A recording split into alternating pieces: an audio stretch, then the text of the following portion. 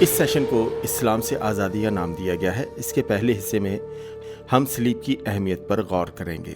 میں چند تعارفی باتیں بیان کرنا چاہتا ہوں۔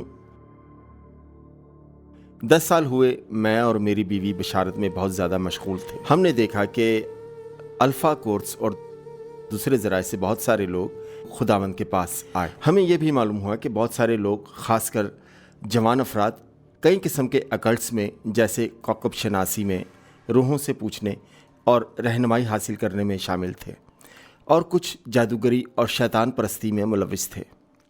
ہم نے محسوس کیا کہ لوگوں کو شاگرد بنانا اہم تھا اور انہیں ایمان میں لانا ضروری تھا تاکہ وہ ان عملیات سے جن میں ملوث ہو چکے تھے قطع تعلق کریں۔ ہم اس نتیجے پر پہنچے کہ ایمان سے آسان سی دعا کریں جہاں وہ اپنے گناہوں کا اعتراف کر کے معافی حاصل کریں اور ہمیشہ کی زندگی کا تجربہ کریں۔ یہ بات انہیں اس طرح بتانی ہوگی جس میں ان کا ماضی کا مسترد ہونا اور اپنی خودی کو مارنا شامل ہو، لیکن اس کے علاوہ ان وعدوں کا جو انہوں نے ماضی میں ان اکلٹس میں کیے تھے وہ ترک کریں۔ ایک چھوٹی سی مثال دوں گا کہ ایک خاتون جو خداوند سے گمراہ ہو گئی تھی ہمارے پاس آئی۔ وہ مسیحی گھرانہ میں تھی اور اسے چند مشکلات کا سامنا تھا۔ کچھ صحت کی خرابی بھی تھی۔ اس کے ایک دوست نے اسے اس پانی کو پینے کے لیے مجبور کیا جو برازیل سے لایا گیا تھا۔ اس میں کچھ روحانی اثر تھا۔ وہ ایک ساحرانہ فرقے یعنی اکلٹ سے متعلق تھا اور اس میں کچھ جادوئی علاج تھا۔ جو ہی اس نے وہ پانی پیا تو وہ اپنے سر میں ایک نارز اور دنگانے والی آواز سننے لگی جو اس سے بری باتیں کہہ رہی تھی اور اس کو لعنت ملامت کر رہی تھی۔ روحانی مصیبت کی وجہ سے وہ ہمارے پاس آئی۔ ہم نے اس مقام پر جب وہ مدد کی طلبگار تھی اسے خداوند سے معافی مانگنے کے لیے راغب کیا۔ اس نے اس جادو والے پانی پینے کے لیے بھی توبہ کی اور جنوبی امریکہ میں جس بات کے لیے بھی توقف تھا اس سے دستبردار ہوئی۔ جب اس نے یہ کیا تو اسے اس بیماری کا بھی سامنا کرنا پڑا، لیکن وہ اس آواز سے پوری طرح آزاد ہو گئی جو اسے ستاتی رہتی تھی۔ جو کچھ اس نے اپنی بیماری سے چھوٹنے کے لیے جادو کا عمل کیا تھا، ضروری تھا کہ اسے چھوڑا جاتا۔ ان سب باتوں کے لیے اسے توبہ کرنے کی ضرورت تھی، اور اسی مقام پر اس نے وہ سب کیا اور یوں ان باتوں سے نجات پائی۔ اور جب میں نے اسلام کے متعلق سکھانا شروع کیا اور خاص کر ذمی نظریہ کے متعلق، تب میں نے ذمی معاہدہ میں جزیہ کی ادائیگی کی رسوماتی نوعیت کا احساس کیا اور معلوم ہوا کہ ہم ساحرانہ فرقے سے نکلنے کے لیے کیوں مدد کرتے ہیں جس میں خون کی قسم لی جاتی ہے، یعنی آپ ایک ایسی رسم سے گزرتے ہیں جن میں آپ موت کی مماثلت سے گزرتے ہیں۔ رسم کی ابتدا میں یہ عام سی بات ہے کہ آپ اپنی موت کو کہاں رکھتے ہیں۔ ان رسموں کا مطلب چھوٹے بچوں کی اس نظم کی طرح ہے: دل پر صلیب کا نشان بناؤ اور مرنے کی امید کرو۔ جب آپ کسی رسم کو ادا کرتے ہیں تو موت اس کا ابتدائی حصہ ہوتی ہے۔ تو یہ ہے وہ جو آپ کہہ رہے ہوتے ہیں: اگر میں اس سوسائٹی یا کلب یا اس فرقے کے کسی راز کو افشا کروں تو مجھے موت آ جائے۔ اگر کوئی مسیحی ذمی معاہدے کی رسم سے گزرتا ہے تو وہ دراصل یہ کہتا ہے اور اس امر کو قبول کرتا ہے کہ اگر میں ذمی معاہدے کو توڑتا ہوں تو مجھے موت کے گھاٹ اتارا جا سکتا ہے، یعنی میرا سر قلم کیا جا سکتا ہے۔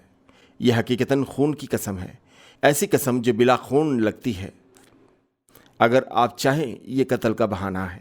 حیرت کی بات یہ ہے کہ سوسائٹی میں کتنی ساری جماعتیں ہیں جن میں ایسی رسمیں پائی جاتی ہیں۔ لوگوں کی خدمت کرتے ہوئے آپ یہ دیکھیں گے کہ یہ رسومات کتنی قوی ہیں اور وہ کیسی روحانی قوت کا دعویٰ کرتی ہیں۔ کلام مقدس فرماتا ہے کہ شیطان خدا کے تخت کے سامنے ہمارے خلاف الزام لگاتا رہتا ہے۔ وہ اس قسم کی چیزوں کو استعمال کرتا ہے جب ہم اس کے سامنے جھک جاتے ہیں، اور یہی ہمارے خلاف اس کا روحانی ہتھیار ہوتا ہے۔ اس کے بعد مجھے یہ احساس ہوا کہ ذمی معاہدے اور جزیے اور ان میں جو باتیں شامل ہیں ان کا انکار کے لیے دعائیں معاونت کا باعث ہوں گی۔ یوں میں نے ان کو اپنی تعلیم میں شامل کرنا شروع کیا۔ جب میں یہ کر رہا تھا تو مجھے خدشہ ہوا کہ لوگ جو کاپٹک یا گریک یا آرمینین مسیحیوں سے تعلق رکھتے ہیں ان کا سامنا کرنا پڑے گا اور ان کی بھی زندگیوں میں بدلاؤ آئے گا۔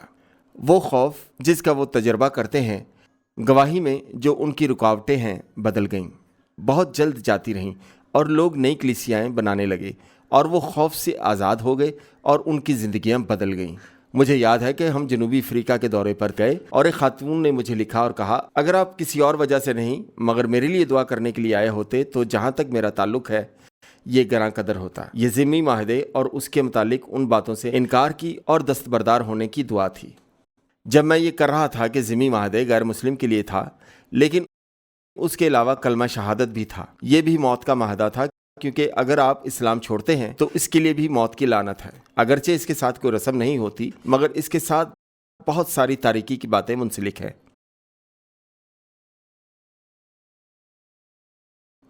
اس لیے میں نے ان دونوں معاہدوں کے متعلق سکھانا شروع کیا۔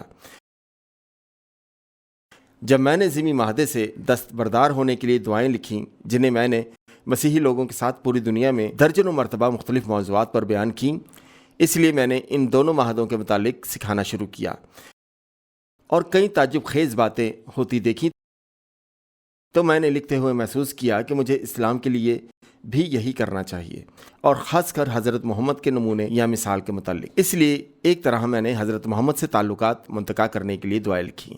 تصور کریں اگر وہ مسیح کے پاس آتا ہے اور اپنی زندگی کو پاک اور صاف کرنا چاہتا ہے تو ان باتوں کو چھوڑنا ہوگا۔ میں نے انہیں لکھا اور جیسی وہ تھیں اور ایمان سے انہیں شائع کرایا۔ 1 سال پہلے میں کوریا میں تھا۔ میں نے سنا کہ کینیڈا میں ایماندار جو اسلام سے آئے تھے، انہیں یہ دعائیں کرائی گئیں جس میں انہوں نے کلمہ شہادت اور ان سے تمام متعلق باتوں سے ان دعاؤں کے ذریعے قطع تعلق کرایا۔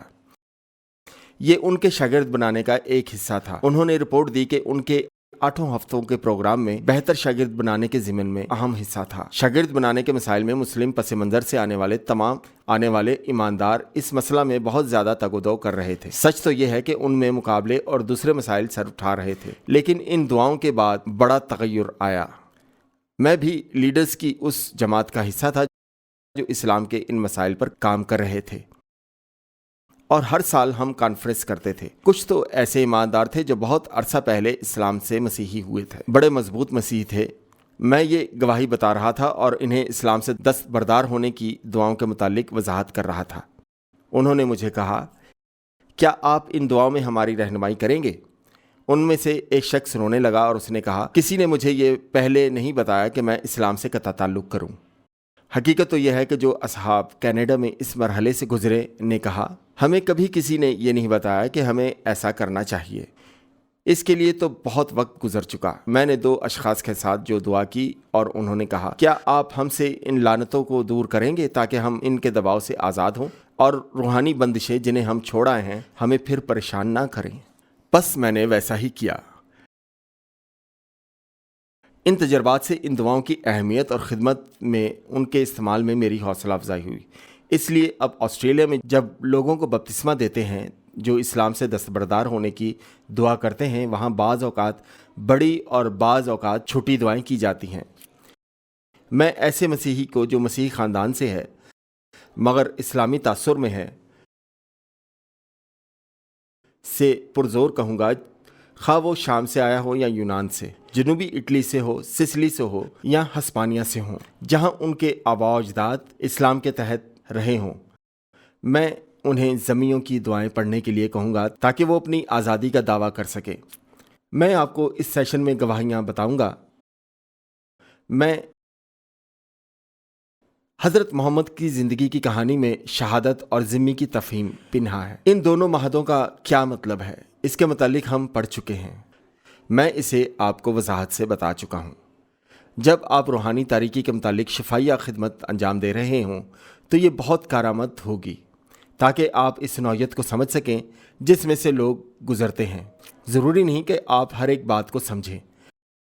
خداوند یسوع مسیح کی زندگی کی کہانی جس میں صلیب اور ان کی قیامت شامل ہوں، ہمیں ذمی اور کلمہ شہادت سے آزاد کرا سکتی ہیں۔ دلچسپ بات یہ ہے کہ حضرت محمد صلیبوں سے نفرت کرتے تھے۔ ایک روایت میں کہا گیا ہے جب کبھی انہوں نے ایسی چیز دیکھی جس پر صلیب ہوتی وہ اسے تباہ کر دیتے۔ اس نے کہا کہ جب حضرت عیسیٰ دوبارہ آئیں گے تو وہ صلیب کو توڑ دیں گے۔ میری کتاب قیدیوں کی رہائی میں کئی واقعات بیان کیے گئے ہیں جہاں مسلمانوں نے صلیبوں کو تباہ و برباد کیا۔ اس میں روحانی قدر ہے جو اسلام میں پائی جاتی ہے، اور وہ ہے صلیب سے نفرت۔ یہ خالی از بیان نہ ہوگا کہ حضرت محمد کو صلیب سے نفرت تھی، در حقیقت یہ صلیب ہی ہے جو مسترد ہونے کے اثر کو ختم کرتی ہے۔ یہی حضرت محمد کے مسائل کی وجہ تسمیہ تھی، اور مسیح کی مخالفت کی اصل وجہ تھی جو اسلام کا حصہ ہے۔ پولس رسول رومیو 10:5 میں فرماتے ہیں، کیونکہ جب باوجود دشمن ہونے کے خدا اس کے بیٹے کی موت کے وسیلے سے ہمارا میل ہو گیا، تو میل ہونے کے بعد تو ہم اس کی زندگی کے سبب سے ضرور ہی بچیں گے۔ میل ہی مسترد ہونے کے لیے دوا کا کام کرتا ہے۔ ہم خدا کے خلاف ہونے کی وجہ سے اس کے دشمن تھے، اور اس حالت میں اس کے دشمن اور اس سے جدا تھے۔ اس وجہ سے ہمیں خدا مسترد کر دیتا، لیکن مسیح کی صلیبی موت کے وسیلہ سے ہمارا خدا سے میل ہو گیا۔ یہی وہ میل کی شکست کی مفتاح ہے۔ ہر ایک چیز کے لیے صلیب کھڑی ہوتی ہے۔ وہ اصول جو یہ ظاہر کرتی ہے اور روحانی حقیقت کی نوعیت جو یہ لاتی ہے، یہی وہ وسائل ہیں جو ارتداد پر اور اس کے صفاتی سسٹم کے رد عمل پر غالب آتے ہیں۔ یہی اسلام کا مرکز ہے۔ اب یہ سمجھنا ضروری ہے کہ ارتداد کا انحصار الزام پر ہے۔ یہ جدائی نااہلیت اور ناکامی پر مبنی ہے، اور اس کے رد عمل عموماً الزاماتی ہوتے ہیں، جیسے تشدد۔ لیکن حقیقت یہ ہے کہ جب ہم مسیح کے ہوتے ہیں تو ہم بے عیب ہوتے ہیں، اس لیے نہیں کہ ہم نے کوئی غلط کام نہیں کیا ہوتا، لیکن اس لیے کہ خداوند مسیح نے ہمارے عیبوں کو ہماری خاطر اٹھا کر صلیب پر چڑھ گیا۔ بس ہم ان باتوں کی بابت کیا کہیں؟ اگر خدا ہماری طرف ہے تو کون ہمارا مخالف ہے؟ جس نے اپنے بیٹے کو ہی دریغ نہ کیا بلکہ ہم سب کی خاطر اسے حوالہ کر دیا، وہ اس کے ساتھ اور سب چیزیں بھی ہمیں کس طرح نہیں بخشے گا؟ خدا کے برگزیدوں پر کون نالش کرے گا؟ اب پولس رسول محض انسانوں پر الزام کی بات نہیں کر رہے۔ یاد رکھیے، شیطان سب سے زیادہ الزام لگاتا ہے۔ وہ خدا کے فضل کے تخت کے سامنے مقدسین پر الزام لگاتا ہے۔ میرے خیال میں پولس رسول کہہ رہے ہیں کہ وہ آفاقی الزام جو شیطان اور اس کے شتونگڑے ہمارے خلاف لگاتے ہیں، وہ مسیح کے ہمارے لیے کام کرنے کی وجہ سے شکست کھا چکے ہیں۔ وہ الزام کے ہتھیار ہٹا دیے گئے ہیں، اور ان کا ہم سب پر کچھ اثر نہیں ہوتا۔